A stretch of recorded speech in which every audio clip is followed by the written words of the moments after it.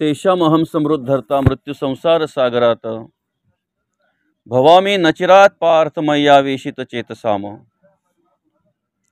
किंबहुना धनुर्धरा जो मातेची या ये उदरा तो मातेचा सोयरा केतुलापा। तेवी मी तया जैसे असती तैसिया कळी काळ नोकोनिया घेतला पट्टा। येरवी तरी माझी या भक्ता आणि संसाराची चिंता। काय समर्थांची कांता कोरांण मागे। प्रस्तुत प्राप्त समयी आजच्या या प्रवचन रूपी सेवेकरिता घेतलेला श्लोक गीतेतील अध्याय क्रमांक 12 आणि 12व्या अध्यायातील श्लोक क्रमांक 7 या 7व्या श्लोकामध्ये भगवान आपल्याला मार्गदर्शन करत असताना म्हणतात, तेषामहं समृद्धर्ता मृत्यू संसार सागरात भवामी नचिरात पार्थ मय्यावेशित चेतसाम। अर्थात भगवंत म्हणतात, तुम्ही माझ्या चरणी तुमचं चित्त स्थिर करा, मी तुम्हाला अल्पकालामध्ये संसार रूपी जन्म मृत्यू रूपी भवसागरातून सोडवतो। सोपं एकदम। काय म्हणतात भगवंत, फक्त तुम्ही मला चित्त अर्पण करा।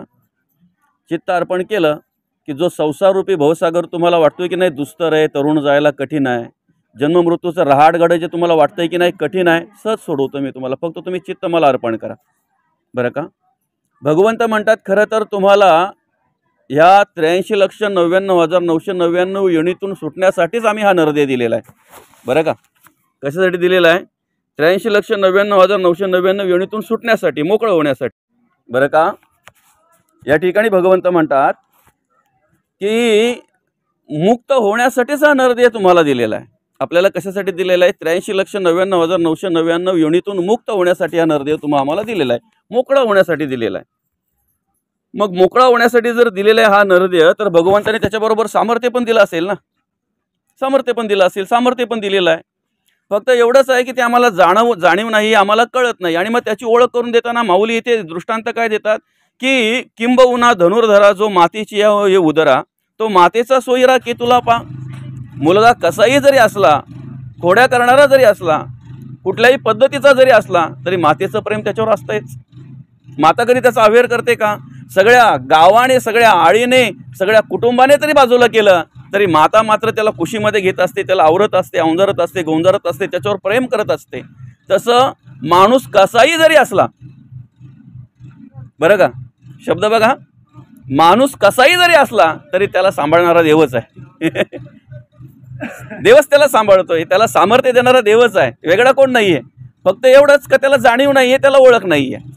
असो, अभंगावर अर्थपूजा बांधण्याआधी, अभंगावर चिंतन करण्याआधी, अर्थात या श्लोकावर अर्थपूजा बांधण्याआधी, या श्लोकावर चिंतन करण्याआधी, ज्या निमित्तानं या ठिकाणी आपण ही प्रवचन सेवा आयोजित केलेली आहे, आपल्या या शेळी गावातील हे आपले दादा, अर्थातच हा भोईर परिवार, खरं तर यांचं गाव वेळूक आहे की ना, दादांचं गाव मुख्य वेळूक, आणि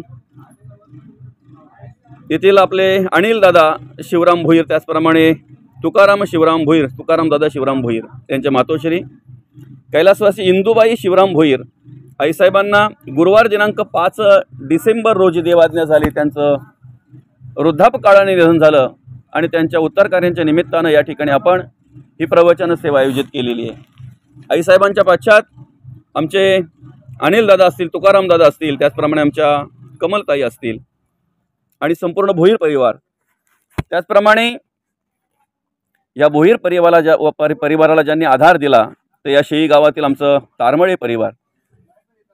खरं तर आईसाहेबांच्या जाण्याने आपल्या सर्वांवर दुःखाचं सावट आहे, दुःखाचा डोंगर कोसळलेला आहे। पण सृष्टीच्या नियमाप्रमाणे दष्टम तद नष्टम, जे दिसतंय ते नाचतंय, मृत्यू हा प्रत्येकाला आहे। आणि त्याप्रमाणे जवळजवळ आईसाहेबांनी या ठिकाणी 87 वर्ष कार्य केलं, अर्थात 78 वर्ष कार्य केलं, अर्थात 78व्या वर्षी त्यांनी तुमचा आमचा निरोप घेतला। अल्पशा आजाराने त्यांचं निधन झालं।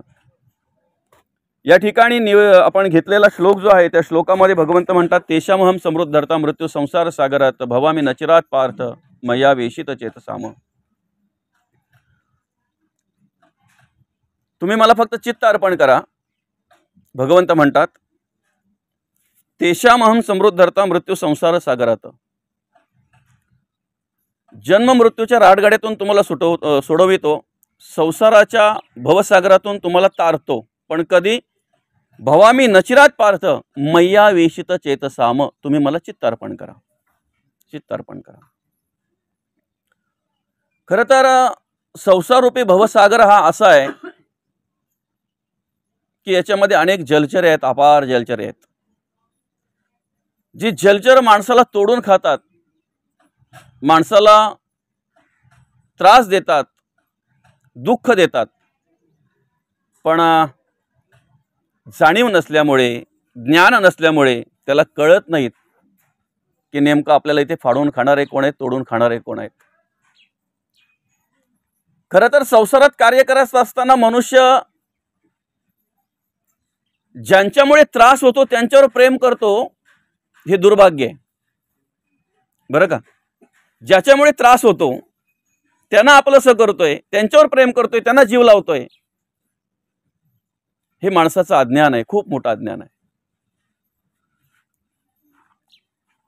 या ठिकाणी मौली म्हणतात की तुम्ही एखाद्या वेळी जर एखाद्या पूर आलेल्या नदीमध्ये जर कदाचित सापडलात आणि तुम्ही जर पट्टीचे पोहणार असाल तर त्या पुरातून वाचू शकता, सापडू शकता, वेगळे होऊ शकता किंवा तुम्ही किनाऱ्यावर येऊ शकता.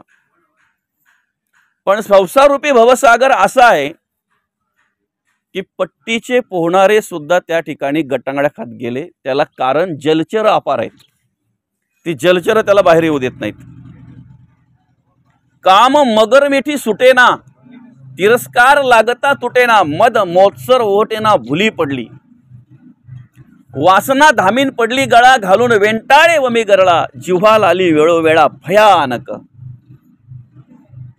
अपार जलचर आहेत ह्या भवसागरामध्ये. आणि मोठे मोठे ऋषी मुनी जरी आपण विचार केला, अनेक वर्ष तपश्चर्या करणारे, पण जे जे ह्या जलचरांच्या तावडीमध्ये सापडले ना, ते उद्ध्वस्त झाले, त्यांचं आयुष्य बर्बाद झालं. आणि म्हणून या संसारामध्ये कार्य करत असताना आपण आपली व्यवस्था करत असतो. कित्येक वर्षापर्यंतचा मनुष्य विचार करतोय, कित्येक वर्षापर्यंतचा विचार करतोय. जायचं आहे हे माहिती असताना सुद्धा कित्येक वर्षापर्यंतचा विचार करतोय, कित्येक वर्षापर्यंतची व्यवस्था करतोय. याला विश्वास म्हणतात. समजतंय ना? जायचंय आपल्याला, माहिती आहे आपल्याला. बरं, कधी जायचंय? आज रात्री झोपताना मिटलेले डोळे उद्या सकाळी सूर्योदयाच्या वेळेला उघडणारच याची गॅरंटी नसताना सुद्धा 60व्या वर्षी मला किती पैसे भेटणार आहेत ती व्यवस्था आज करतोय. समजतंय ना? याला काय म्हणतात? विश्वास म्हणतात याला, विश्वास. मी 60 वर्षापर्यंत जगणार आहे. बरं, हा विश्वास कोणावर आहे, कशावर आहे, कशा संबंधी एवढा विश्वास आहे माणसाला? बरं का? हा एवढा दृढ विश्वास त्याच्या अंतःकरणामध्ये आहे, याला कारण काय आहे? सत्याचं विस्मरण झालं, असत्य माणसाने स्वीकारलं की अशा प्रकारचा खोटा विश्वास माणसाच्या अंतःकरणामध्ये निर्माण होत असतो. बरं का? सत्याला बाजूला केलं, असत्यावर विश्वास ठेवला, असत्याला जवळ केलं. जे सत्य जवळ करायला हवं, सत्यावर विश्वास ठेवायला हवा, त्याची ओळखही नाही, ते कधी बघितलेलंही नाही, त्याची जाणीवही नाही. नको ते नको त्या पद्धतीने त्याने आपलंसं केलं. जे आपलं आधी नव्हतं, आताही नाही आणि पुढे नसणार आहे.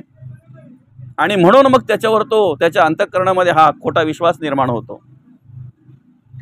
खरं तर कुठलीही गोष्ट करायची म्हटल्यानंतर माणसाला ज्ञानाची गरज असते. कुठलीही गोष्ट करायची असली, शेती जरी करायची असली तरी पण काय पाहिजे? ज्ञान पाहिजे. तुम्ही एखादी शहरात राहणारी जर सून करून आणली, बरं का, आणि तिला जर सांगितलं आपलं आव्हान बेनाला जा, जाते ना ती बेनाला? जात नाही असं नाही का? त्या सांगितल्यानंतर तिला जाणंच भाग आहे. पण सासू गेल्यानंतर बघते गावात तसाच आहे, बेनून काढलंय आव्हान. कारण ती बोलली काय, आव्हान बेनाला जा आपला.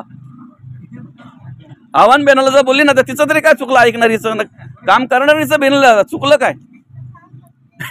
बरं का? असो, कुठलीही गोष्ट करायची म्हटल्यानंतर काय पाहिजे? माणसाला ज्ञान पाहिजे, ज्ञानाची गरज असते. साधा स्वयंपाक करायचं म्हटल्यानंतर तरी ज्ञान पाहिजे ना. अलग लक्षात. म्हणून ती आई बिचारी परत परत सांगत असते, परत परत आई बिचारी तिला हे करत असते का अगं स्वयंपाक करायला लागतो, भाकरी भाजायला लागतो का, तर उद्या सकाळ जर तुझं लग्न झालं, लग्न होऊन जर तू तिकडे सासरी गेलीस, तुला काही आलं नाही तर तुला कमी बोलतील, पण लोक दोष कोणाला देतील? तुझ्या आईने तुला काही शिकवलं नाही का? आईलाच दोष देतात ना. काही जर आलं नाही तर आईला दोष देतात. मुलगा चुकला तर बापाला दोष देतात. कोणाचं रे तू? तुझ्या बापाने तुला हे शिकवलंय का? म्हणून प्रत्येक आईवडिलांना वाटतंय माझ्या मुलाने चांगलं राहावं, चांगलं वागावं, चांगलं जगावं, सगळ्या प्रकारचं ज्ञान त्याला असावं. आणि म्हणून ती आई परत परत सांगत असते.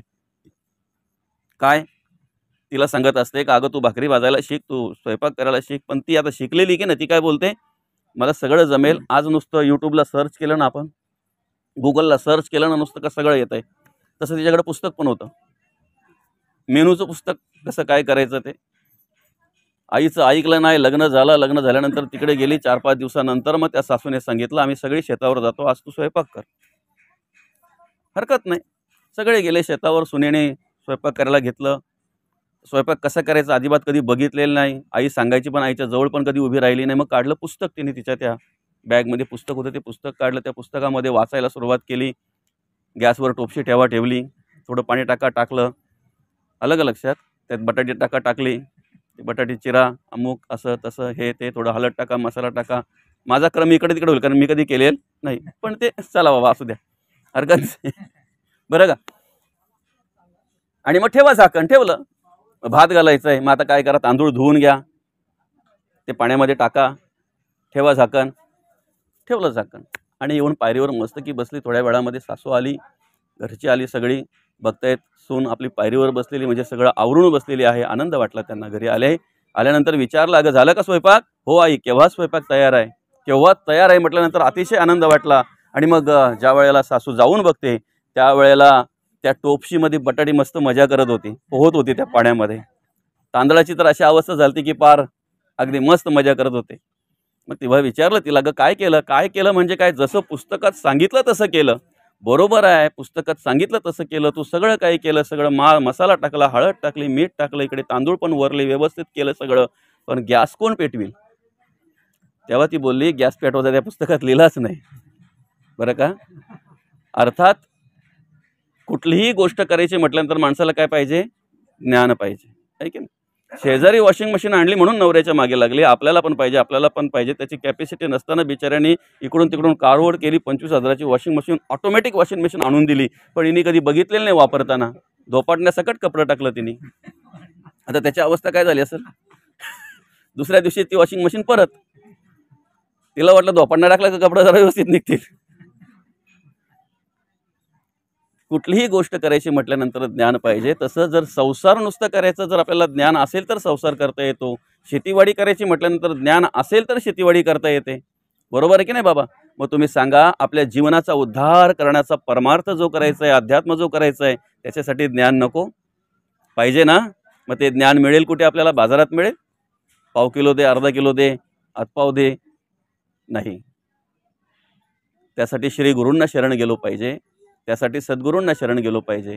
त्यासाठी संतांना शरण गेलो पाहिजे. संतांच्या वाङ्मयाचा अभ्यास केला पाहिजे. ज्ञानामध्ये किती सामर्थ्य याची ओळख करून देताना ह्या गीतेमध्ये भगवंत म्हणतात, ज्ञानाग्नी सर्व कर्माणी भस्मसात करुते अर्जुना. काय म्हणतात भगवंत? ज्ञानामध्ये, ज्ञानाग्नीमध्ये एवढं सामर्थ्य आहे की तुमच्या सगळ्या कर्माचं भस्म करण्याचं सामर्थ्य ज्ञानाग्नीमध्ये आहे. बरं का. एवढं सामर्थ्य आहे ज्ञानाग्नीमध्ये. बीज अग्नीने भाजले, त्याचे वाढणे खुंटले, ज्ञात्यास तैसे झाले वासना बीज. आमचं जे वासनेचं बीज आहे, आमचं जे विकारांचं बीज आहे, आमचं जे विषयांचं बीज आहे, ते काय करायचं? हे ज्ञानाग्नीमध्ये भाजायचं आहे. ज्ञानाग्नीमध्ये भाजायचं आहे. आपण सगळे शेतकरी आहात, आपल्याला माहिती आहे. भाजलेलं बीज निघत नाही. निघतंय का? बीज जर भाजलं बाबा, तर ते लावल्यानंतर त्याला महिनाभर जरी तुम्ही पाणी घालत राहिलात तरी ते निघत नाही, त्याला मोड येत नाही. तसं ज्ञात्याचं वासना बीज ज्ञानाग्नीने भाजलं पाहिजे, जे कुठेही निघतंय. बरं का. ज्ञात्याचं वासना बीज तसं काय केलं पाहिजे? ज्ञानाग्नीने भाजलं पाहिजे, जे कुठेही निघतंय. आणि म्हणून त्या पद्धतीचं ज्ञान जर आपल्याला हवं असेल, ते मार्गदर्शन जर आपल्याला हवं असेल, तर अखंड आपण काय केलं पाहिजे? संतांचा वाङ्मयाचा आधार घेतला पाहिजे, संतांच्या वाङ्मयाचा अभ्यास केला पाहिजे, त्याच्यातून ते आपल्याला ज्ञान प्राप्त होत असते. आता या ठिकाणी असं आहे की संप्रदाय अनेक आहेत. आलं का लक्षात? माणसाची बघा जम्पलिंग कशी होते, म्हणजे माणसाची द्विधा अवस्था तिला म्हणतात, द्विधा अवस्था. मी इकडे जाऊ का इकडे जाऊ? काही वेळेला काय करतो माहितीये का, मग दोन दगडांच्यावर पाय ठेवायचा, इकडं पण इकडं पण. संप्रदाय अनेक आहेत, अनेक संप्रदाय आहेत बरं का. ज्याला ज्या संप्रदायाची प्रचिती असेल, ज्या ग्रंथाची प्रचिती असेल, ज्याचा अभ्यास करून त्याला आत्मसुख परमानंद प्राप्त झालं, त्याने त्या संप्रदायामध्ये कार्य करावं.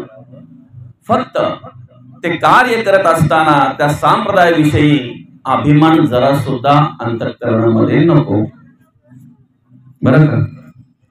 तुम्हाला ज्या संप्रदायाची प्रचिती असेल ना, जिथे तुम्हाला आत्मसाक्षात्कार झाला, जिथे तुम्हाला परमानंद प्राप्त झालं, ते करा ना. तुम्ही एक निष्ठेने करा, विश्वासाने करा,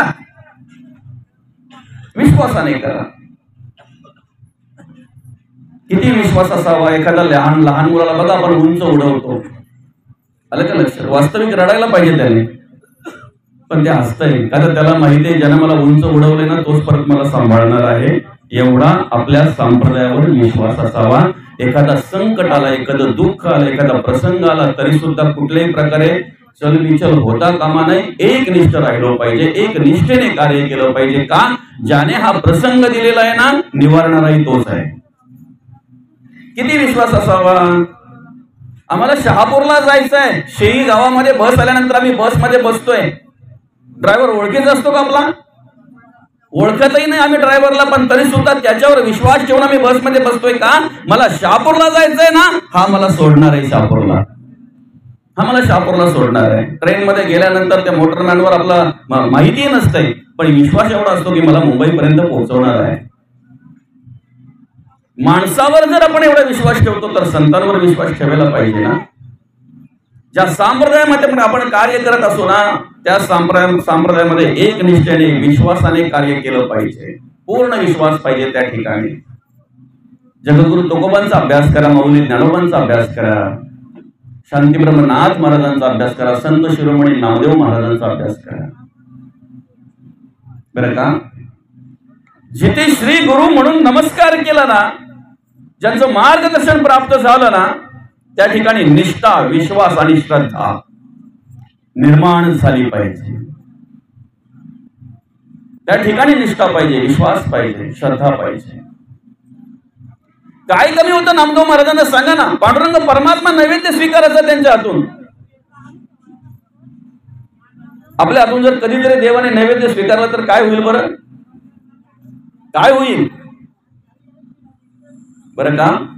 नुसतं एखाद्या मोठ्या महाराजाची ओळख असली तर आम्ही 10 लोकांना सांगत बसतो, तो महाराज आपल्याला नावासहित ओळखतो.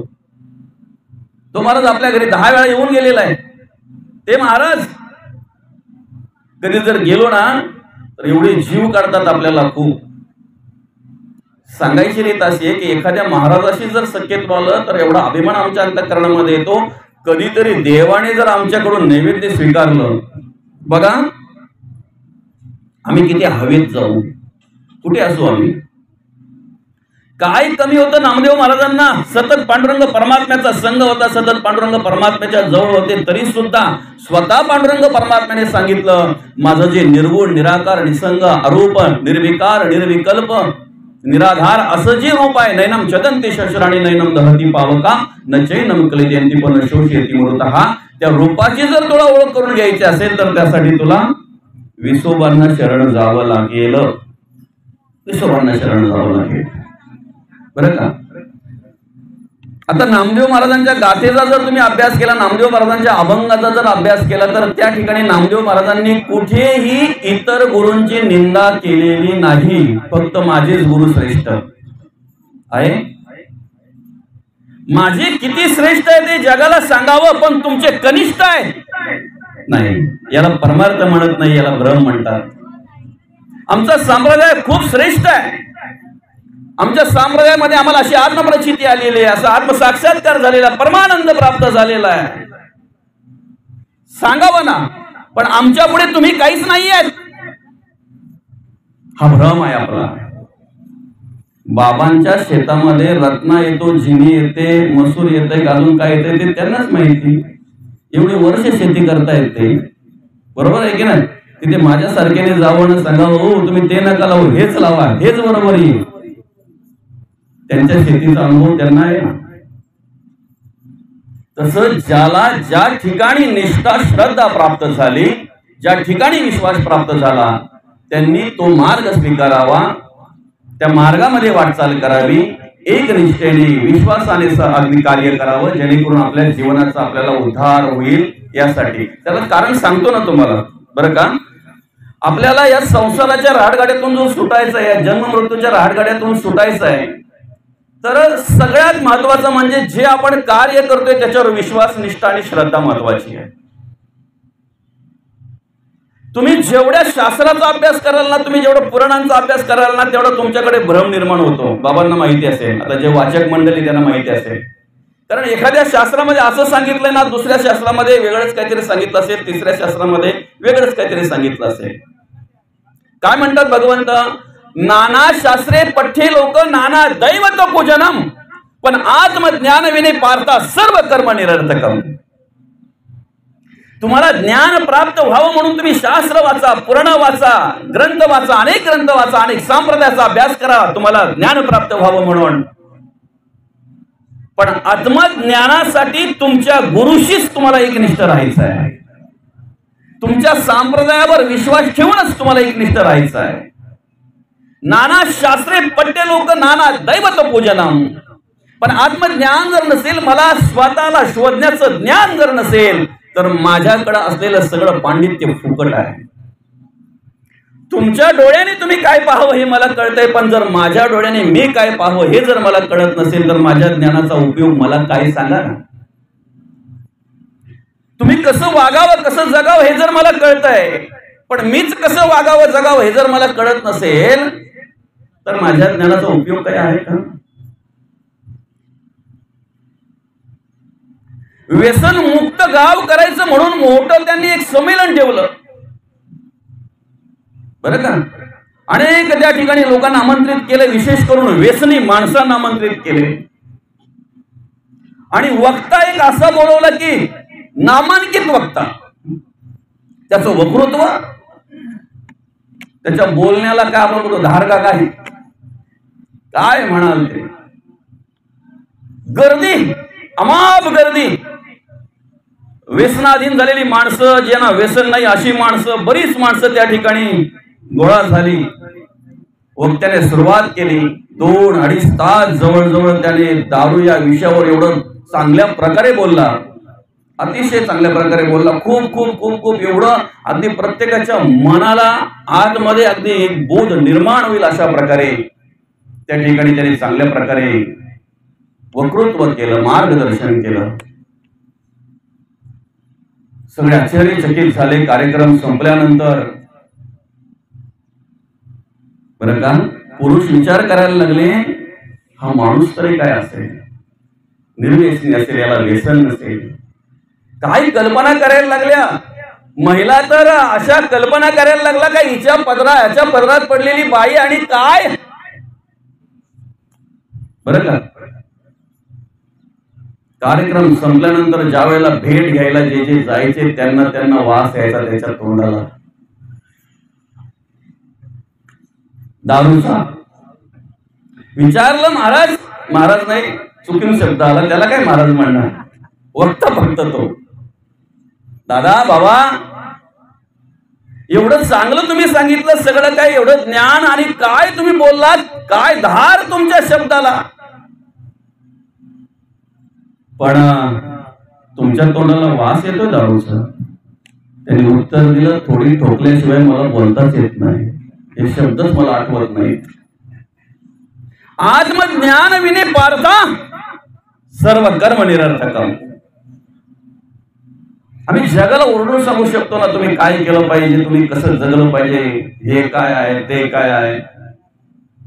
आम्ही कसं जगावं, कसं वागावं हे आम्हाला कळलं पाहिजे, बरं का.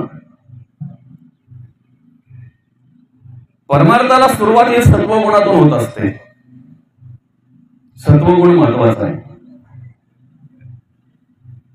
3 गुणात्मक मनुष्य कार्य करतो, रजगुण, तमोगुण आणि सत्वगुण. रजगुणातून परमार्थ होईल? मला तुमच्याकडून उत्तर हवं आहे. रजगुण जर तुमच्या अंतःकरणामध्ये असेल तर परमार्थ होईल. तमोगुण जर तुमच्या अंतःकरणामध्ये असेल तर परमार्थ होईल. तुम्ही शास्त्र वाचा, पुराण वाचा, ग्रंथ वाचा, सगळ्या जिथे जिथे ह्या 3 गुणांविषयी सांगितलेलं आहे, ज्ञान दिलेलं आहे, मार्गदर्शन केलेलं आहे, तिथे तिथे अशाच प्रकारचं मार्गदर्शन केलेलं आहे. रजोगुणी माणसाला पुनरावृत्ती आहे बाबा. पुनरपि जननम पुनरपि मरणम पुनरपि जननी जठरे शयनम. तुम्ही रजोगुणी जर असाल तर तुम्हाला कोणीही या जन्म मृत्यूच्या रहाडगाड्यातून सोडवू शकत नाहीच. स शब्द वापरलाय मी पुढे. तुम्ही तमोगुणी जर असाल तर तुम्हाला अधोगतीपासून कोणीही सोडू शकत नाही. कोणी सोडू शकत नाही. कर्माची गती ही प्रत्येकाला आहे हो. देवाधिकांना सुटलं नाही, तिथेच केलं तिथेच त्यांचं लगेच जे काय असेल ते त्यांना ते परतफेड करावी लागली. आम्हाला कोणीतरी महाराज बोलावं म्हणून आम्ही अट्टास करतो, कोणीतरी बाबा बोलावं म्हणून अट्टास करतो, गुरुवर्य बोलावं म्हणून आम्ही अट्टास करतो. बरं का? देवांचा राजा इंद्र, फक्त कल्पना करा त्या इंद्र पदावर जायला त्याला काय काय तपश्चर्या करावी लागली असेल. सहज प्राप्त होत आहे का ते? इंद्रपद सहज प्राप्त होत आहे का? पण इंद्रपदाला जाऊनही जर भग पडण्यासारखी कर्म घडत असतील तर सांगा ना, आपल्या ज्ञानाचा फायदा आपल्याला काही झाला का? आपल्या तपश्चर्याचा फायदा आपल्याला काही झाला का? आत्मज्ञान विने पार्थाच सर्व कर्म निरर्थक. तुमच्या अंतःकरणात शोधा, रजोगुण आहे, तमोगुण आहे की सत्वगुण आहे. कुठल्या गुणाने तुम्ही कार्य करता, कुठल्या गुणाने तुम्ही काम करताय, कुठल्या गुणाने तुम्ही तुमच्या जीवनाची वाटचाल आहे. ज्या ठिकाणी तुम्हाला आत्मप्रचिती आली असेल, आत्मसाक्षात्कार असेल झाला असेल, त्या संप्रदायामध्ये तुम्ही एकनिष्ठ राहा.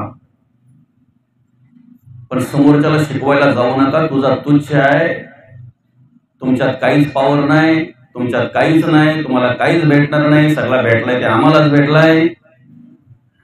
हा सगळ्यात मोठा भ्रम आहे माणसाचा. मला हेच कळत नाही. आम्ही जगद्गुरु तुकोबा वाचतो, आम्ही माऊली ज्ञानोबा वाचतो, आम्ही शांतीब्रह्म नाथ महाराज वाचतो, आम्ही संत शिरोमणी नामदेव महाराज वाचतो. मग वाचता वाचता कधीतरी असं आम्हाला ऐकायला मिळालंय का जगद्गुरु तुकोबाने इतर संप्रदायांविषयी काही, ज्ञानोबाने केलेलं कार्य चुकीचं आहे, माऊलींनी केलेलं कार्य त्यावेळेला समकालीन संतांचा विचार करा ना. गोरोबा काका होते, कानोपात्रा होती, जनाबाई होती, नामदेव महाराज होते. समकालीन संत आहेत नाही. एकमेकाचं स्तवन केलेलं आहे, एकमेकाची स्तुती केलेली आहे, एकमेकाला भर भरून जे काही असेल ते अगदी मोठेपणा दिलेला आहे. स्वतःची महती कुठे वर्णन केली नाही, स्वतःचा मोठेपणा कुठे मिरवला नाही. आता मगाशीच बोलता बोलता एक विषय आला की नम्रता हा परमार्थातला पहिला अलंकार आहे. परमार्थाला सुरुवात नम्रतेने होते आणि ज्याच्या अंतःकरणामध्ये नम्रता आहे ना, तो प्रत्येक वेळेला एकच विचार करतो, लहानपण देगा देवा मुंगी साखरेचा रवा, ऐरावत रत्न तोड त्याच्या अंकुशाचा माळ.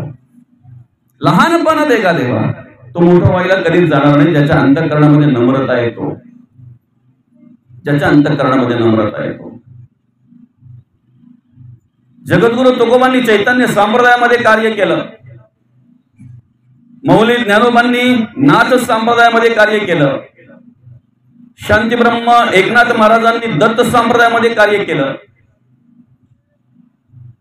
प्रत्येक संताचा तुम्ही अभ्यास करा, त्या संप्रदायाविषयी असलेली निष्ठा, श्रद्धा, भाव इतरांना कमी नाही लेखलं, कधीच नाही, कधीच नाही. आणि कुठलाच संप्रदाय असं सांगत नाही तुमची मोठेपणा मिरवत असताना समोरच्याला कमी समजा, कधीच नाही. जर असं असेल तर त्याला मी संप्रदायच म्हणू शकत नाही. हा विषय का घ्यावा लागला माहितीये का? ह्या संसार रूपी भवसागरात जर तुम्हाला तरायचं आहे तर ते मार्गदर्शन तुम्हाला श्री गुरूंच्या कृपेने प्राप्त होणार आहे. या जन्म मृत्यूच्या रहाडगड्यातून जर तुम्हाला सुटायचं आहे तर ते मार्गदर्शन तुम्हाला श्री गुरूंच्या कृपेनेच प्राप्त होणार आहे. पण त्या ठिकाणी कार्य करत असताना आपण कशा प्रकारे नम्रतेने कार्य करावं, एक निष्ठेने कार्य करावं, जेणेकरून आपला उद्धार आपल्याला करता येईल. कारण आपला उद्धार करण्यासाठी कोणी आपल्याला सहकार्य करणार नाही. म्हणून माऊली म्हणतात, आपली आपण करा सोडवण संसार बंधन. ही बंधनं जर तोडायची आहेत ना तर आपण स्वतःला प्रयत्न करावा लागणार आहे ना. मग स्वतःला प्रयत्न करत असताना आपल्या अंतःकरणामध्ये शोधा, मी स्वच्छ आहे का. बरोबर आहे की नाही. सकाळी सकाळी उठल्याबरोबर आम्ही आमच्या घरातला संपूर्ण कचरा काढत असतो, आहे की नाही. जरा सुद्धा कचरा आम्ही ठेवत नाही. ठेवतो का घरात कचरा? ठेवतो आपण. सकाळी लवकर उठतात महिला, आता नाही पूर्वी, आणि पहिले घर सगळं स्वच्छ करायच्या. बरोबर. त्यावेळेला सारवण सुरून असायचं. आता सारवण सुरवण का विषयच राहिला नाही. अंगणा सारवायच्या, अंगणा स्वच्छ करायच्या, संपूर्ण घराचा परिसर स्वच्छ करायच्या. त्या मावशीला विचारलं, मावशी काय ग सकाळी उठल्यापासून तू सगळं स्वच्छतेचं काम करते, त्याला कारण काय? तेव्हा ती उत्तर काय देते माहितीये का? घरात कचरा ठेवणं म्हणजे अवदसेला आमंत्रण करणं. तुमच्या घरात लक्ष्मी येण्यासाठी तुम्ही काय केलं पाहिजे? आधी घर तुमचं स्वच्छ ठेवलं पाहिजे. बरोबर आहे ना. काय येण्यासाठी? लक्ष्मी. कुठला महिना चालू आहे आता सध्या? मार्गशीर्ष. बरोबर का. मार्गशीर्ष महिना म्हटल्यानंतर महिलांसाठी खास असतो एकदम, आहे की नाही. मार्गशीर्ष महिन्यामध्ये महिला कोणाचा उपवास करतात? कोण बोलला? नवऱ्याचा. लक्ष्मीचा. मला नवऱ्याचा ऐकायला आला. लक्ष्मीचा. बरोबर आहे की नाही. लक्ष्मीचा उपवास करतात. कुठला असतो वार तो? गुरुवार. बुधवार कोणाचा? शुक्रवार कोणाचा? बरोबर. आपण वाटून घेतले ना प्रत्येक दिवशी, नाही का. आमच्या घरात लक्ष्मी यावी म्हणून आम्ही उपवास करतो, आहे की नाही. आम्ही व्रत करतो, आम्ही पोथ्या वाचतो. बरोबर आहे की नाही. मला सांगा, तुमच्या घरात लक्ष्मी आणायचं काम कोण करतोय? तुमचा का अजून कोणाचा नारायण? पती हा परमेश्वर असं म्हटलेलं आहे. काल दत्त गुरूंची दत्त जयंती झाली, बरं का. संपूर्ण विश्वाचे गुरु आहेत ते. प्रत्येकाला जशी जशी अनुभूती आली तशी तशी कथेचं वर्णन केलेलं आहे. आम्हाला फक्त एवढंच माहिती आहे, मितूपणाची झाली बोलवण एका जनार्दनी श्री दत्त ध्यान. बाकीच्या भानगडीत कशाला पडायचं आपण, काय बाबा. बरोबर आहे की नाही. ज्याने मितूपणाची बोलवण केली, आम्हाला एक निष्ठ, एक श्रद्धेने, एक तत्वाने उभं केलं, आणि माझ्या देवाविषयी सदृढ भाव निर्माण झाला. मी पण उरलंच नाही, मी तू पण राहिलंच नाही. जीव शिव ऐक्य झालं. ते स्वरूप आमच्यासाठी दत्तगुरूंचं आहे. अनसूया पुत्र, जिथे असूया नाहीये, द्वेष नाही, मत्सर नाही, तिरस्कार नाही. अनसूया, त्या आश्रमामध्ये ज्यांची निर्मिती होते ना, त्यांना दत्तगुरू म्हणतायत. आपल्या घरामध्ये लक्ष्मी आणण्याचं काम आपला पती करतोय, आपला नारायण करतोय. सांगू का, तुम्ही जर त्या नारायणाला बिना डब्याचा बाहेर पाठवत असाल तर तुमच्या घरात लक्ष्मी येईल का? आज माझा उपवास आहे, लवकर उठू नका. आजच्या दिवस बिना डब्याचा जा, त्यात भेटला तिकडे वडापाव खा, बरं का. बिना डब्याचं जर तुम्ही नारायणाला घरातून पाठवत असाल तर लक्ष्मी तुमच्या घरात येईल. मला पुन्हा एकदा सांगा, तुमच्या घरात लक्ष्मी आणण्याचं काम करतोय कोण? नवरा आपला नारायण. बरोबर आहे. बरं, त्याच्या पलीकडे जाऊ द्या. तुमच्या सासूने तुम्हाला मापट ओलांडून घरात आणलं, बरोबर आहे ना. मापट ओलांडून घरात आणलं ना. पण ते मापट ओलांडताना तुम्ही लक्ष्मीच्या पावलाने आलात की कशाच्या पावलाने आलात? लक्ष्मी म्हणून जर मापट ओलांडून तुम्हाला तुमच्या घरामध्ये जर सासूने आणलं असेल तर तुम्ही तुमच्या घरात लक्ष्मी म्हणून कार्य करा. तुम्हाला कुठल्याही लक्ष्मीसाठी व्रत करायची गरज लागणार नाही. ज्याची लक्ष्मी तो नारायण आपण पलीकडे धरावा, सदृढ धरावा.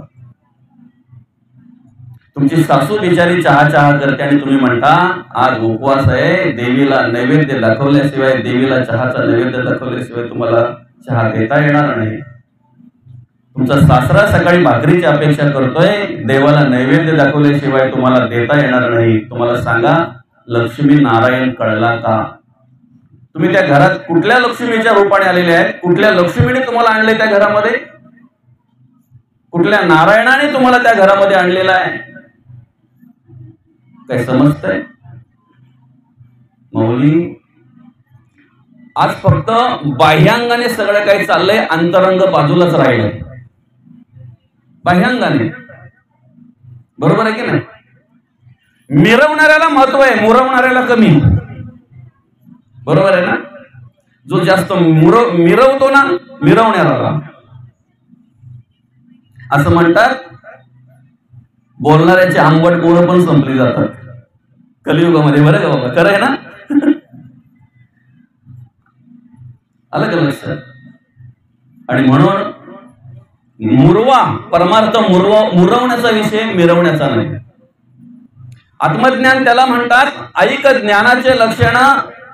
ज्ञान म्हणजे आत्मज्ञान. पाहावे आपणासी आपण तया नाव ज्ञान. पाहावे आपणासी आपण. स्वतःला शोधा, स्वतःच्या अंतःकरणामध्ये जेवढा बदल करून घेता येईल तेवढा करा. आपला विषय असा होता, आम्ही सकाळी सकाळी घरामध्ये जरा सुद्धा कचरा ठेवत नाहीत का? आमच्या घरात लक्ष्मी यावी म्हणून, आमच्या घरामध्ये आनंद राहावा, समाधान व्हावं, समाधान प्राप्त व्हावं म्हणून आमच्या घरातला कचरा आम्ही काढतो. रोज सकाळी जर आम्ही आमच्या मनातला कचरा काढला ना, रोज सकाळी जर आम्ही आमचं अंतःकरण जर स्वच्छ केलं, अंतःकरणातला कचरा जर काढला, मनात आणि अंतःकरणात जर कुठल्याही प्रकारचा कचरा ठेवला नाही तर आमचं जीवन सुंदर झाल्याशिवाय राहणार नाही. तेवढं सत्य आहे. घरातला कचरा काढतो ना आपण, तसं मनातला पण कचरा काढत चला, अंतःकरणातला पण कचरा काढत चला. बरं का? आमच्या मनात काय काय चालतं हे आम्हालाच माहित नाहीये. आमच्या अंतःकरणामध्ये काय काय चालतं हे आम्हालाच माहित नाहीये. अहो, तुम्ही विचार करा, मंदिरात जाऊन मनुष्य माणसाचा द्वेष करतोय. तीर्थक्षेत्री जात असताना माणूस माणसाचा द्वेष करतोय. बदल होईल का सांगा? बदल होईल? होईल का बदल आमच्यामध्ये? आमच्यामध्ये परिवर्तन होईल का? ज्या द्वेषाला कधी जवळही केलं नाही जगद्गुरु तुकोबांनी, मत्सराला, तिरस्काराला कधी जवळही केलं नाही, कधीच नाही. माऊली ज्ञानोबांनी द्वेष, मत्सर, तिरस्कार, अहंकार याला कधी जवळच केलं नाही, अभिमानाला कधीच जवळ केलं नाही. शांतीब्रह्म नाथ महाराजांचा विचार करा ना. शांतीब्रह्म म्हटलेलं आहे त्यांना. क्रोधाने, रागाने ज्यानं कधी स्पर्शही केला नाही माऊली. राग यावा म्हणून लोकांनी प्रयत्न केले, नाही आला. राग यावा म्हणून लोकांनी प्रयत्न केले. आम्हाला राग आला तर घरातल्यांना प्रयत्न करावे लागतात, जरा शांत बसा तुम्ही महाराजात. हा फरक आहे संतांमध्ये आणि आमच्यामध्ये. फरक आहे हा. आम्ही समाधानाची अपेक्षा करतोय, आम्ही सुखाची अपेक्षा करतोय, पण आमच्या जीवनाचं सूत्र आम्हाला माहिती नाहीये. दुसऱ्याला दुःख देऊन आम्ही सुखाची अपेक्षा करावी का? करावी. आम्ही दुसऱ्याला दुःख देऊन सुखाची अपेक्षा.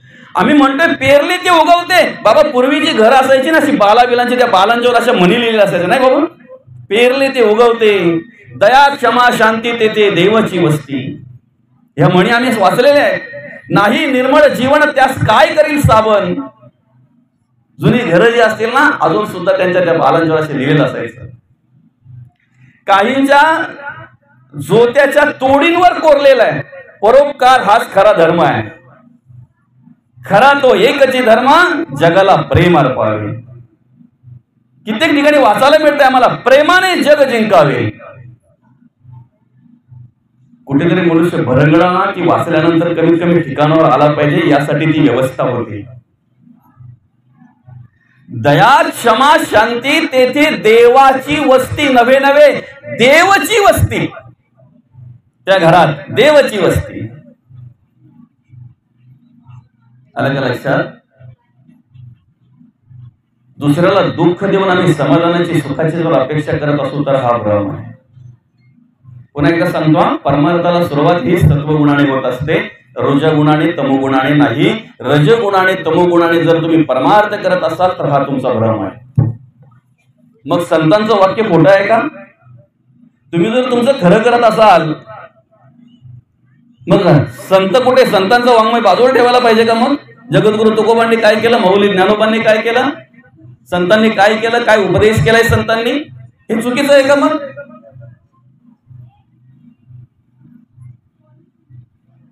काही ठिकाणी असं असते, खोटं बोला पण रेटून बोला. कॉन्फिडन्स पाहिजे, आत्मविश्वास पाहिजे. तुम्ही बोलताय ना तुमचं फक्त, बरं का? न्यायालयात जर तुम्ही कधी कोर्टात जर गेले ना तर तिथे बघा ना कसं असतंय, प्रत्येक जण आपापली बाजू मांडण्याचं काम करत असतो, पण जी खोट्याची बाजू असते ती पण किती रेटून मांडतात बघा. तिथं खऱ्याला काय टायमाला बाबा खाली मान घालावी लागते. कलियुगात आम्हाला अशीच काही अनुभूती येते परमार्थ करत असताना, बरं का? तुम्ही जेवढा अनुभव घेत राहाल ना, जेवढं तुम्ही फिरत राहाल ना, तेवढा तुमच्याकडे भ्रम येण्यासारखे असे काही विषय निर्माण होतात. भ्रम येण्यासारखे.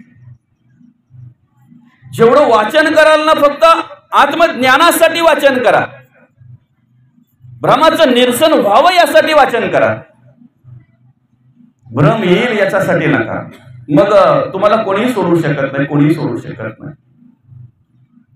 संसाराविषयी जर भ्रम निर्माण झाला, प्रपंचाविषयी जर भ्रम निर्माण झाला, तुमच्या आमच्या विषयी जर भ्रम निर्माण झाला तर संत काढतील ना, ते कार्य संतांचं आहे. त्याच्या पलीकडे सांगू का, देवाविषयी भ्रम निर्माण झालेला भ्रम सुद्धा काढण्याचा अधिकार संतांचा आहे.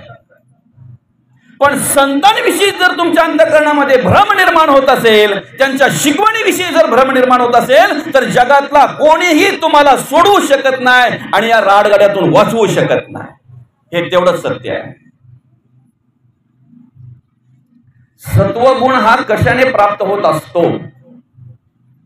पहिली गोष्ट म्हणजे आपण कोणाच्या संगतीला आहोत हे महत्वाचं आहे. संसार रूपी हा भवसागर जर तुम्हाला तरुण जायचा आहे, जन्म मृत्यूच्या रहाटगाड्यातून जर सुटायचं आहे, तर आपली वाटचाल ही सत्वगुणाने झाली पाहिजे. सत्वगुणे भगवत भक्ती म्हटलेलं आहे, सत्वगुणे भगवत भक्ती म्हटलेलं आहे. रजगुणे नाही, तमगुणे नाही. रजगुणे पुनरावृत्ती, तमगुणे अधोगती, सत्वगुणे भगवत भक्ती पावती प्राणी. तो अध्यात्म घडावा, तो परमार्थ घडावा, त्या देवाचं नामस्मरण स्तवन घडावं, ह्या उद्देशाने जर आपण वाटचाल करत असू तर महत्वाचा विषय आहे, आमच्या अंतःकरणामध्ये सत्वगुण पाहिजे. सत्वगुणाने आम्ही वाटचाल केली पाहिजे. रजगुण ठेवून चालणार नाही, तमोगुण ठेवून चालणार नाही. आणि सत्वगुण जर आमच्या अंतःकरणामध्ये निर्माण व्हावा असं वाटत असेल तर पहिलं तुम्ही कोणाच्या जोडीला बसलात याला महत्व आहे, बरं का? चांगल्या प्रकारचे सफरचंद आहेत, विकायला बसलाय बाजारामध्ये, सकाळपासून संध्याकाळपर्यंत आवाज देतोय तो, सफरचंद घ्या, चांगले आहेत, मस्त आहेत, भारी आहेत. सकाळी त्याने 300 रुपये किलोचा आवाज दिला, कोणी आलं नाही. दुपारी 250 रुपये, नंतर विचार करतो कमीत कमी ज्या भावात आणले त्या भावात तरी संपले पाहिजेत का, तर उद्या खराब होतील. हे 200 रुपयाने आवाज दिला तरी कोणी घेत नाही. रात्री येऊन विचार करायला लागला, संपूर्ण दिवसभर अख्खा दिवस माझा गेला त्या बाजारामध्ये, पण माझे सफरचंद मात्र कोणी घेतले नाहीत. मी आवाज देत होतो 300 रुपये किलो, 250 रुपये किलो, 200 रुपयावर आणलं तरीही कोणी आला नाही.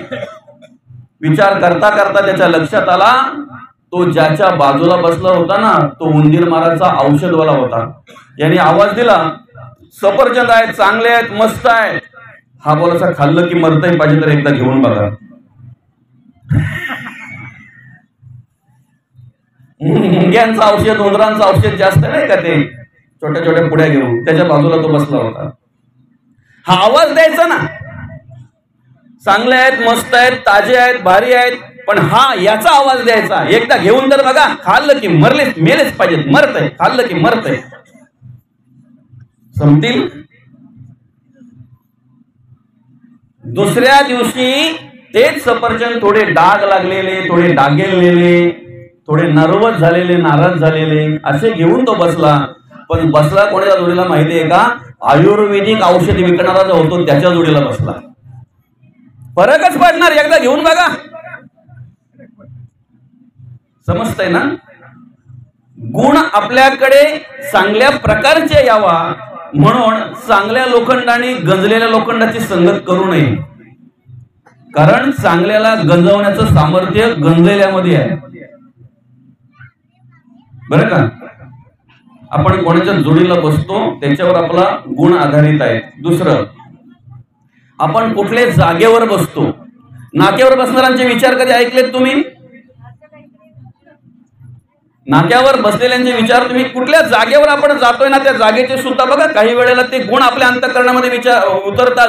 म्हणून स्मशानात गेलं का प्रत्येकाकडे वैराग्य निर्माण होत आहे. स्मशानात माणूस गेला ना, बघा जागेवर चाललाय आपला विषय, किती सोपा आहे बघा, प्रत्येकाला अनुभूती आहे. स्मशानात माणूस गेला ना का किती कसंही असू द्या, तिथे गेल्यावर थंड होतो. काय बोलतो? काय नाही रे, माणसाच्या बरोबर काही येत नाही, गडबड सुद्धा येत नाही. बघा ना, या माणसाने हाडाची काढ केली, रक्ताचं पाणी केलं, किती धावपळ किती केली, गडबड किती केली, काय काय काय काय किती मेहनत घेतली, काय आलंय बरोबर? त्या जागेत गेल्यानंतर त्याच्याकडे ते गुण येतात. पण ती जागा सोडली, येर माझ्या मागल्या. तुम्ही कुठे बसताय ना याला पण खूप महत्व आहे. पहिला संघ, दुसरं कुठे बसताय त्याला महत्व आहे, तिसरा तुम्ही काय खाताय. लक्ष द्या व्यवस्थित. एखाद्या प्राण्यापक्षाचा जीव घेताना जर तुम्हाला काही वाटत नसेल, तुमच्या अंतःकरणामध्ये जरा सुद्धा जर दया माया उत्पन्न होत नसेल, तर तुम्ही तुमच्या अंतःकरणामध्ये सत्वगुणाची अपेक्षा करणं चुकीचं आहे. आणि जर करत असाल मग संतांचं वाङ्मय आम्ही बाजूला ठेवू का? संतांचं वाङ्मय बाजूला ठेवू आम्ही? पहिला विषय, भक्ती घडायची असेल, परमार्थ घडायचा असेल, देवाचं व्हायचं असेल तर सत्वगुण महत्वाचा आहे. आणि सत्वगुणासाठी या सगळ्या क्रिया पाहिजेत. चांगल्याची संगत करायला पाहिजे. ज्या जागेवर आम्ही बसतोय ती जागा पवित्र पाहिजे. मग पवित्र जागेचा आपण का जातो? ध्यान धारणा करण्यासाठी. ध्यान धारणा करून करून ती जागा पवित्र होत असते. तुम्ही काय अन्न ग्रहण करताय ना त्याच्यावर अवलंबून आहे तुमचे विचार. नेहमी 5 घरं भिक्षा मागून तीच भिक्षा जी काही असेल ती ग्रहण करून आपला उदरनिर्वाह करणारा साधू,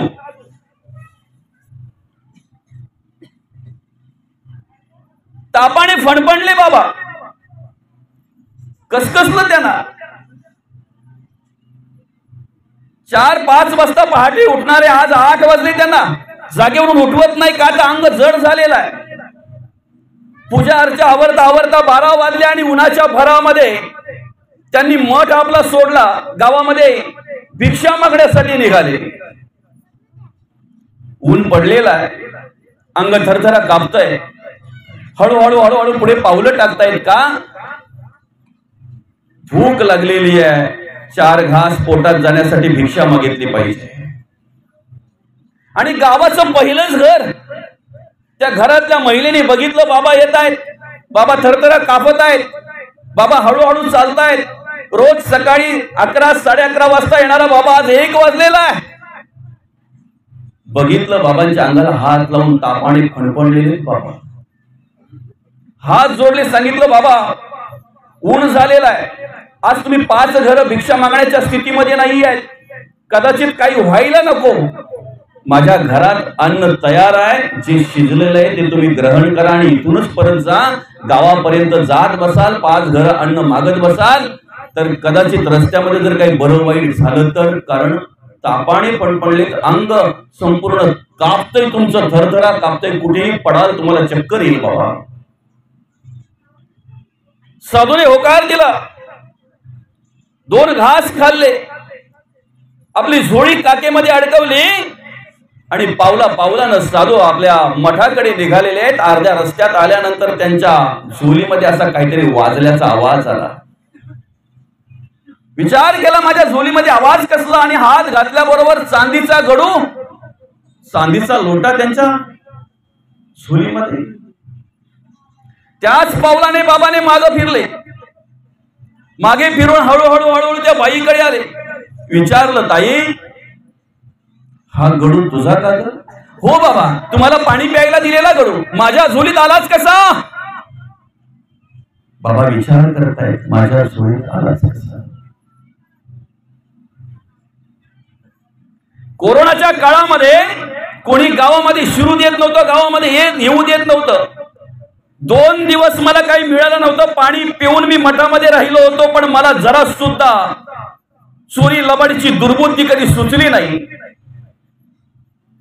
अनेक संकट आली, अनेक प्रसंग आली, पण कधी मला अशी वाईट बुद्धी सुचली नाही ग ताई.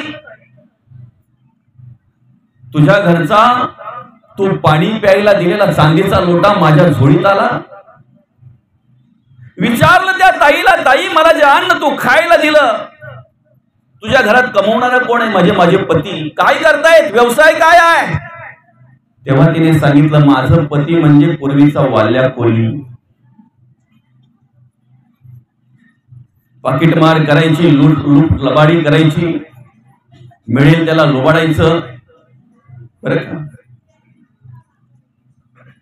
आपण म्हणून आश्चर्य करतो की एवढी मेहनत करावं तरी आपला त्यातल्या त्यात होत आहे.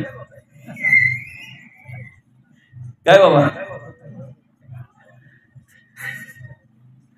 बऱ्याच गोष्टी बोलण्यासारखे नाही का, पण त्यांची अवस्था बघा. कदाचित तुम्हाला वाटत असेल का हे लय मजा करतात. चुकीचं आहे, चुकीचं आहे. एकेकाळचा वाल्या कोली म्हणे माझे पती लूट लबाडी करतायत, चोरी लबाडी करतायत, पाकिटमार करतायत. आणि मग त्या महाराजांना कळलं, चोरीचं अन्न खाल्ल्यामुळे चोरीची बुद्धी उत्पन्न झाली. आपला विषय होता. आणि याला जर तुम्ही बाजूला सारत असाल किंवा याच्यावर जर तुम्ही दुर्लक्ष करत असाल तर तुम्ही भ्रमात आहात. 100% भ्रमात आहात तुम्ही. 100% भ्रमात आहात. काय म्हणतात भगवंत बघा, तेषामहं समृद्धता मृत्यू संसार सागरात भावामी नचिरात पार्थ मय्या वेशित चेतसाम. अरे चित्त देवाला अर्पण करायचंय, पण चित्त हा अंतःकरण पंचकातला चौथा भाग आहे. अंतःकरण, मन, बुद्धी आणि मग चित्त. जर चित्त देवाला द्यायचंय तर पहिला विचार आम्ही आमच्या अंतःकरणाचा केला पाहिजे. पहिला विचार अंतःकरणाचा केला पाहिजे. आमचं अंतःकरण काय आहे? अंतःकरणामध्ये आमच्या काय शिस्त आहे, काय चालतंय? म्हणून आपला विषय होता, घर स्वच्छ करण्यासाठी जेवढा मी प्रयत्न करतोय ना, तेवढा अंतःकरण स्वच्छ करण्यासाठी आम्ही प्रयत्न केला पाहिजे. अंतःकरण, मन स्वच्छ ठेवण्यासाठी आम्ही प्रयत्न केला पाहिजे. संतांनी नेमकं हेच केलं बरं का माऊली. मनाचा विचार केला, अंतःकरणाचा विचार केला. लोकांचा विचार करता करता आमचं आयुष्य जात आहे. लोक काय म्हणतील, सगळ्यात महत्वाचा विषय माणसाकडे तो येतो, लोक काय म्हणतील. बरं का, एखादा व्यसनाधीन झालेला माणसाला वाटतंय का असं लोक काय म्हणतील, तर ते वाटलं तर तो लगेच व्यसनमुक्त होईल. पण त्याच्याकडे तो विषयच येत नाही. येतो बाबा. एक भिंतीवर लिहित होता, एका हातामध्ये त्याच्या सिगरेट आहे आणि एका हातामध्ये लिहितोय तो पेंटर, धूम्रपान निषेध. जाणारी येणारी लोक त्याला बोलतायत, बोलत नाही म्हणजे बघतायत, पाहतायत, पण त्याच्याकडे विषय आला का एका हातात माझ्या सिगरेट आहे आणि एका हातात मी लिहितोय धूम्रपान निषेध, लोक काय म्हणतील. तो विषय जर त्याच्याकडे आला असता तर त्याच वेळेला त्याच्या हातातला सिगरेट गळून पडला असता. अरे मग आम्ही चांगलं कार्य करतोय, आम्ही देवाचं कार्य करतोय, आम्ही धर्माचं कार्य करतोय, आम्ही देशाचं कार्य करतोय, आमच्या मनात तो विचार यायला का पाहिजे, लोक काय म्हणतील. तुम्हाला जी प्रचिती आहे ना, जो आत्मसाक्षात्कार तुम्हाला झालेला आहे ना, तिथे वाटचाल करा. देवाचं, देशाचं, धर्माचं कार्य कसं होईल यासाठी प्रयत्न करा. हा विचार जर तुकोबांनी केला असता, लोक काय म्हणतील हा विचार जर तुकोबांनी केला असता, तर आज गाथा आम्हाला भेटली नसती, भेटली असती. लोक काय म्हणतील याचा विचार, लोक काय म्हणतात याचा विचार जर माऊली ज्ञानोबांनी केला असता, तर ज्ञानेश्वरी सारखा सर्वश्रेष्ठ ग्रंथ आज आम्हाला भेटला नसता. आम्ही जे करतोय ते सत्य कार्य आहे, देवाचं कार्य आहे, धर्माचं कार्य आहे, देशाचं कार्य आहे. माझ्या अंतरात्म्याला पटतंय, याच्याने मला समाधान प्राप्त होतंय, परमानंद प्राप्त होतोय, मला परम सुख प्राप्त होतंय. आतमध्ये स्वतः शोधा, स्वतःला शोधा. माझ्यामध्ये काही परिवर्तन आहे का, बदल आहे का? कधीतरी त्या दगडाचा पण विचार करा. दगड एकदाच मंदिरात जातो, देव होतोय, बरं का? आम्ही किती दिवस जाऊन आमच्यामध्ये परिवर्तन होईल, किती दिवस गेल्यानंतर आमच्यामध्ये बदल होईल, हा विचार आम्ही अंतःकरणामध्ये केला पाहिजे. अरे साधं उदाहरण आहे, एखादी वस्तू जर आम्हाला त्रासदायक असेल तर जरा सुद्धा आम्ही तिला घरात ठेवत नाहीत. विंचू आमच्या घरात आला तर किती वेळ ठेवू आम्ही आमच्या घरात? एखादा आला विंचू तर त्याला जवळ घेऊ आपण, अंजारू गोंजारे, अरे वा मस्त आहे, दिसायला फार चांगला आहे, रंग तुझा खूप चांगला आहे, जरा हे इकडं ठेवू आपण. ज्या गोष्टीचा आम्हाला त्रास आहे ती गोष्ट आम्ही घरात ठेवत नाहीत. रात्री फुका मारून मारून पाय कुडतलणारे उंदीर आम्ही सकाळी शोधतो, कुठे दिसतात का? कारण पाय खाल्ला होतो माहित नाही, अंगठा खाल्ला त्याचा बाबा, पण जेव्हा आंघोळीला गेला गरम पाणी त्याला लागलं ना त्या अंगठ्यावर, तेव्हा त्याला कळलं अरे बापरे अर्धा अंगठा खाऊन गेलाय. कारण तो उंदीर काय करतो, फुका मारून मारून ती जागा पहिली बदील करीत असतो.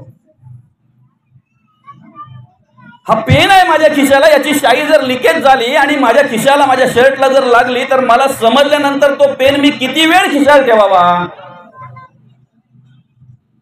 नुसतं फेकून नाही देणार, रागात फेकून देणार. रागात आमचे कपडे घाण करणाऱ्या वस्तू, आम्हाला त्रास देणाऱ्या वस्तू जर आम्ही आमच्या जवळ ठेवत नाही तर आमचं आयुष्य बर्बाद करणारे विषय आम्ही का जवळ ठेवतोय, विकार आम्ही का जवळ ठेवतोय?